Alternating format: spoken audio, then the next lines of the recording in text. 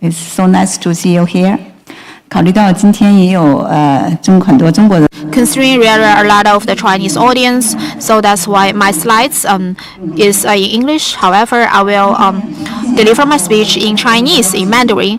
I'm very happy to be invited by Valtra Platinum and to join and the Valtra Platinum Day and of SPW. I'm going to share with you about China's low emission hydrogen ASEAN energy transition strategic PGM's positioning. First of all, I'm going to have a brief introduction to IHFCA. So thank you so much and for Mac. So because he just introduced our association, and the IHFCA was founded in July 2022. So you can see the starting companies and including China SA and Valtra Platinum and a lot of the world famous energy company and vehicle companies and fuel cell related industries. And by now, we have more than 102 members covering 21 countries and regions and covering the complete supply chain, the complete industrial chain of hydrogen. So a lot of the participants here today, I believe you are very much interested in how can hydrogen bring to the PGM. So I'm going to share with you about the latest trend of hydrogen and the market forecast. You can see from this chart, by year 2030, according to IEA's forecast, by 2030 and the mid 2030, and you can see the demand of hydrogen will be around 109.2 million tons. The forecast market size would be around 109.2 billion US dollars, and the market size would be around 20. The market size is very huge, and you can see that China has been a leading power of the hydrogen demand. So in the past 10 years, China is the major hydrogen producer and consuming country, and you can see the annual demand of hydrogen accounted for 29% and of the whole world. And the other consuming countries, including North America and Middle East and EU. And you can see from this chart, and you clearly see that hydrogen has been the important part of the energies of the major economies in the whole world. And you can see the pie in the middle, and I showed you about the proportions of different energies. You can see from the pie in the middle. So basically hydrogen is applied to petrochemical refining, which accounted for 43%. And transportation accounted for 0.1%. However, please look at the China market at the bottom, and you can see that hydrogen has a leading role in hydrogen, and hydrogen has a leading role in petrochemical, accounting for 39%. However, you can see that hydrogen accounted for 17% in transportation and power generation. So which means hydrogen is very important in China's transportation, which means hydrogen and the transportation is a very important growing point for hydrogen. And you can see, and speaking of the hydrogen, we think of different colors from black to white, and in between there are like the pink and the green different colors. However, in considering the whole world, so the whole world cares more about low carbon hydrogen and green hydrogen. So low carbon hydrogen, according to the international standard, which means the CO2 emission and in the process, and for each kg, and the emission is only 14.5. So that's why the emission is very low. So it is better to help to assist the whole world to achieve the carbon neutral target. So that's why we clearly see that the low carbon hydrogen is very much demanding and huge opportunities for future investment. And from a market scale, and including IEE, they also did some forecast from year 2024 to 2032, and you clearly see that the compound growth rate, the CAGR growth rate is about 16%. And the market size will be almost 100 billion US dollars. And you can see, and for hydrogen, especially for the low carbon, hydrogen has a huge potential in the commercial market. And you will see that hydrogen, the demand and the application will hugely drive and the whole industry's demand for PGMs. So considering the whole world's demand for hydrogen, I see a lot of countries and they have different policies. And I did some calculation. By 2024, over 60 countries and regions worldwide have adopted or published this kind of the national hydrogen strategies. For example, South Africa in year 2023, they proposed the green hydrogen market development strategy. So it is also a very typical example in African countries to promote the hydrogen development. Of course, and for China's promotion in hydrogen development, so you will be interested in China's strategies and policies. Of course, China always supports development of hydrogen, starting and from the rules, the regulations, the pilots, and the supply chain, and basically cover the dimensions of different fields, including China energy law, basically including hydrogen into the laws and regulations framework.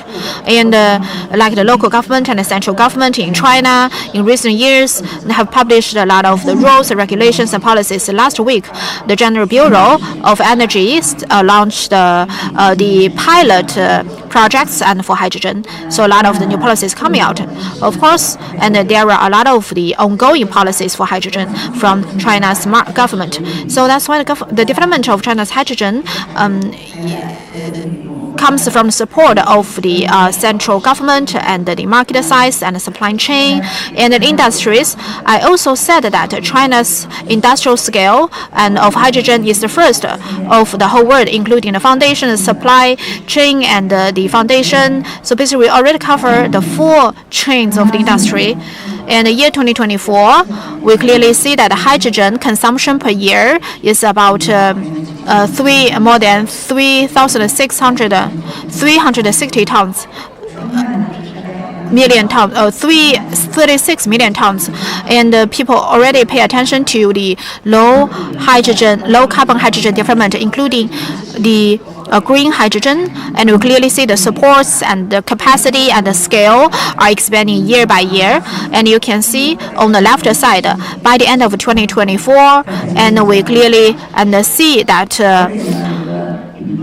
China's cumulative installed capacity for renewable energy-based hydrogen production reached about 125,000 tons per year. Actually, you can also see that China's hydrogen price is very competitive compared with the price in the whole world. So only by lower price and then the market can be promoted hugely. For example, by now and only several dollars per ton in China, but in California, and for per ton is more than $30. So you can see that the price of the U.S. and of per ton of the hydrogen is 5 to 6 times of China's price. So that's why, and we have a lot of the mature solutions. Of course, the industry and is progressing the continuous innovation and exploring the new business model. For example, in Inner Mongolia, so we've already and have 100,000 level and of the integration of the hydrogen making. So this kind of project, and we've already started to operate this project. In addition to the production and storage of hydrogen in terms of application in China, hydrogen is already used in an extensive way, not just in transportation, but used in industrial field and construction. Just like PV and wind power, together they become the pillar of China's renewable energy ecosystem, and I can make the bold prediction that hydrogen will become the key pillar for China's green transition. As you know by yourself that transportation is the area where transportation plays a leading and key role in China's hydrogen economy, and personally I believe that if hydrogen were to make breakthroughs in the future in China, such breakthroughs will definitely occur in the transportation field. Why? The Chinese vehicle industry and the global vehicle industry, the most challenging segment is the commercial vehicle field. So commercial vehicle contribute to more than 50% of carbon emissions, CO2 emissions, not just in China, but globally. And as you know that commercial vehicles, because they usually are responsible for long duration or long distance transportation, making them a natural suitable candidate for achieving green transition. And hydrogen last year in China mostly is used in heavy-duty trucks. So this is a specific segment where passenger vehicle and commercial vehicle face specific bottleneck. Last month, we held IHFCA.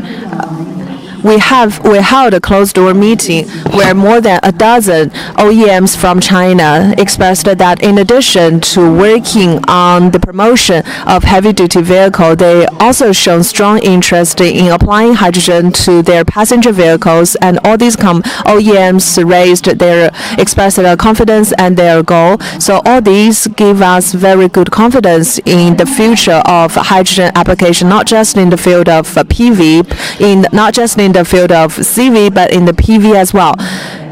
One more thing, fuel cell vehicle in China.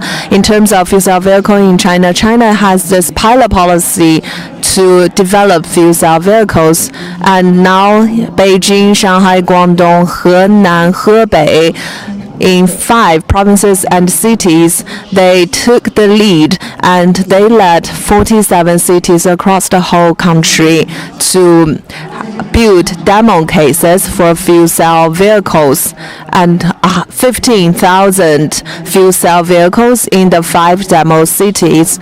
And so the demo cases led to technological breakthroughs as well as local production of components needed for fuel cell vehicles in China.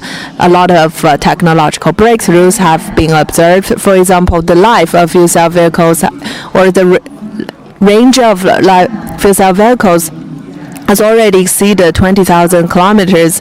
In terms of hydrogen charging stations, mainly 35 megawatts hydrogen charging stations, and there are already a couple of hydrogen charging stations. And as Mark mentioned, that Valtara has supported a lot in the construction of hydrogen charging stations. I would like to express special thanks here. You are all very interested in the development of fuel cell vehicle, the journey. This is what you will find on this slide. And 300 to 700 kilometer range for fuel cell vehicle, a testament to the advantage of this type of vehicle. Going forward, if the fuel cell vehicle is to achieve high quality development, it must get market drivers. So with the demo cities and the technological breakthroughs continuing to make progress, we are seeing the cost getting lower, which was also covered by Mark in his presentation. And we found that in these demo cities, fuel cell vehicles in some specific application scenarios are able to turn profit by themselves. For example, cold chain, transportation, as well as in mining scenarios. There are 2 specific application scenarios where fuel cell vehicles are able to turn profit, representing 2 important use cases down the road. And as I mentioned, that OEMs are investing more in applying fuel cell to both CV and PV. And from the state government perspective, they will issue more targeted policies to support the high quality development of fuel cell vehicles. And as you know, that hydrogen is not able to achieve anything without PGM. So from this slide, you see where PGM can play a vital role across the whole value chain of hydrogen, from production, storage, transportation, all the way to use cases. Just like Craig mentioned in his opening remarks, that PGM do play a core role across the whole value chain of hydrogen industry or hydrogen economy. I would like to use the word indispensable to describe the role of PGM in hydrogen economy. It is fair to say that hydrogen economy, if it were to grow, it must be led by transportation breakthroughs that will enable the future, empower the future of fuel cell vehicles. So our association created this roadmap, and we expect that by 2030, car ownership or fuel cell vehicle ownership will exceed 1 million by 2030, which will further unleash the huge potential of hydrogen value chain. And we also made a prediction about transportation, petrochemical, the need for green energy, green hydrogen will reach 50 million tons, 50 million tons. So PGM will not only be an enabler of the hydrogen revolution, but will also benefit from hydrogen revolution. So from industry perspective, the industry shall take the initiative leading technological breakthroughs so as to translate challenges into advantages. And that's where I think PGM industry can play its due role. From our perspective, we will continue to work to push the ecosystem building, and we will work to accelerate the application of fuel cell in the transportation field. And we have come up with some specific measures about what our association can do to contribute our due share. For example, policy advocacy. We are now working actively with relevant departments in China and around the world, providing policy consultation to them about how to come up with or how to craft policies regulating hydrogen. And this year, together with the global brain sources, we will work on compiling and publishing a global fuel cell outlook report. We hope that by issuing this report, we can point out the blueprint for global fuel cell development. So we hope with these specific measures, we can continue to contribute and facilitate the technological innovations and R&D of new technologies regarding fuel cell, because only with technological breakthroughs will we be able to find innovative and extensive use cases for fuel cell, expanding use case from transportation to more areas.